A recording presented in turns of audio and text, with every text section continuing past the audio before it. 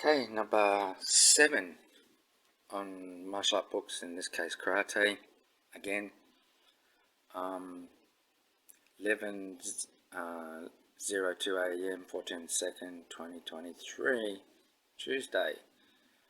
I'm doing another book on karate. This one's by Nakayama. If you watch some of the other videos, this will be familiar to you. So it's by he did Best Karate Kata books, a series of up to 10, I think it is, starting off 2 basic books. He's important because this is the cover I got from the internet.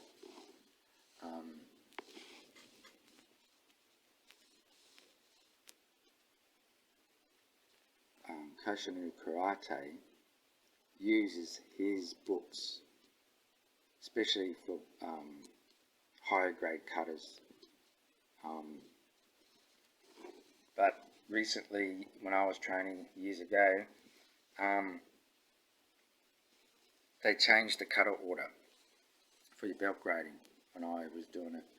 So they had to start using these books because Gion and Teki were introduced. So to go for your Shoden Ho. And this guy here is this guy, Dynamic Karate. And this guy here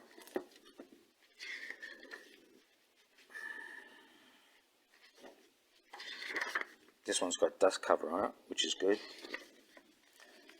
This one, first edition, 66, 19th printing, 1983. This book is from. Also published in the US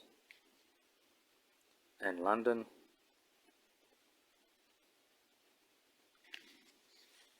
It's dedicated by him. So obviously he's going to share the ideas and philosophies of his master, Kichin Funagoshi.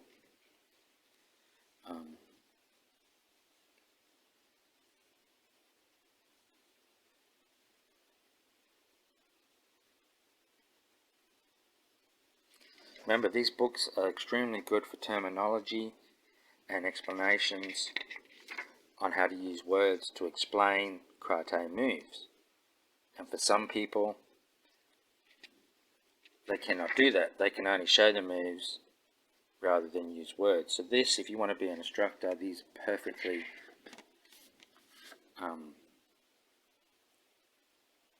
ideal for that, to improve your instruction skills. This one's actually more technical than the Kichin Funagoshi. This is way more technical, because here you actually see sparring, not self-defense.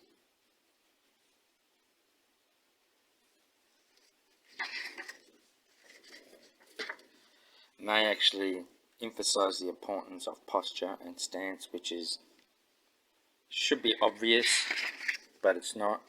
I mean, even I get my posture wrong, and I've been doing it for a long time. And you can see the stances and the names. Forgive my fingers. Not all these stances are taught these days, or I actually even use the same names, as these are all high-end stances for high-end cutters.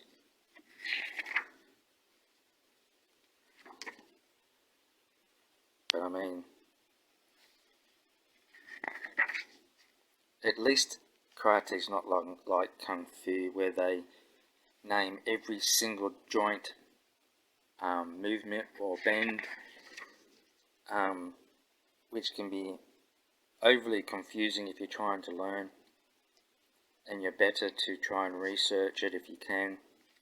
If you do go to a school, because the school I was with, they also taught Kung Fu, but they didn't give credit to it. They show you, they're inadvertently, how I could say, taught moves that would be classified as Kung Fu, but they called it karate.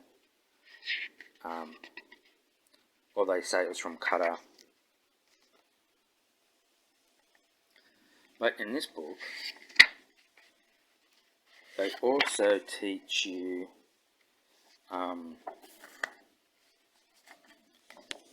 limbering up exercises as well as stretching. I can find that. Balance and center of gravity. In judo, it's called kozoshi.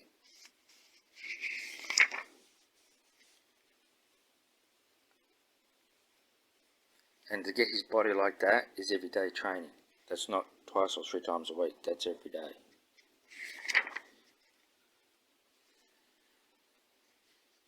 These are all the basic steps you require to know to teach the basics for kicks and punches, which are generally done in 4 basic moves for 1 move to learn how to do it.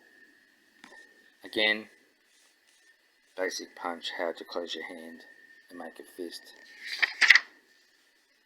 and what part of the hands to use. Here they're saying it looks like 3 knuckles instead of 2.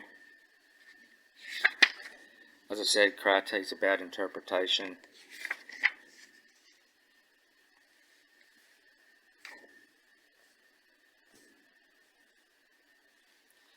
And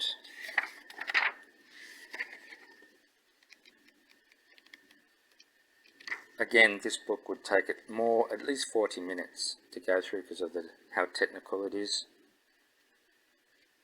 This even includes a training method, and it looks like a fighting method as well, outside of karate kata, which was the opposite of what Kitchen Funakoshi usually taught. And even though this is a student of his,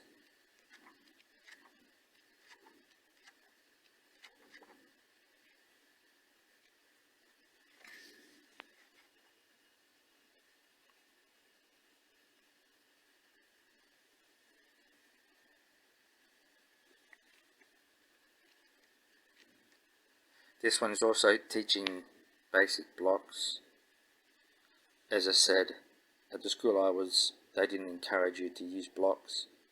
They made some excuse about being too weak and something about you being taken out if you tried to block with these or hurt yourself, when in actual reality their motive is strictly points barring, because you don't score points with blocking.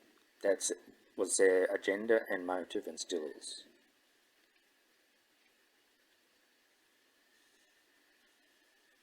Because they want students from Koshinryu to end up in the Olympic Games as part of the karate curriculum over there. And that's been the founders' agenda for over 40 years,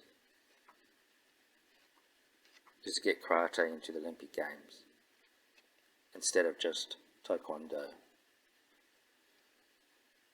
which is a Korean martial arts based on Kung Fu and karate. Their movements in taekwondo use a lot of shoulder movements and hip movements rather than knee movements and elbow movements. But their katas are very similar to ours, except for what I just mentioned when it comes to moving. And they also do a roundhouse punch and an axe kick, which is actually banned at the school I was with.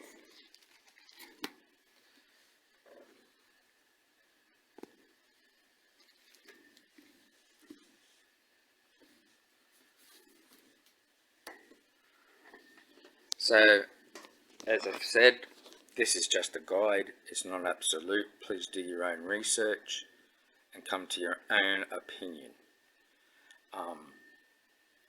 Because in the end, it's going to be your interpretation of what you learn and how much you want to learn and how serious you want to get.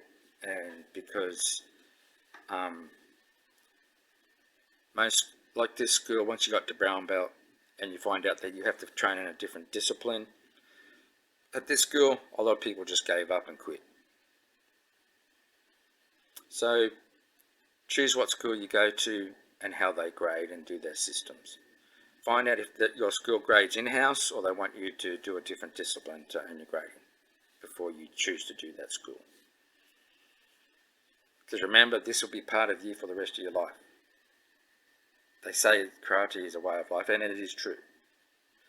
Because it can create who you are or not who you are. As I said, it's up to you. Okay, thanks for watching.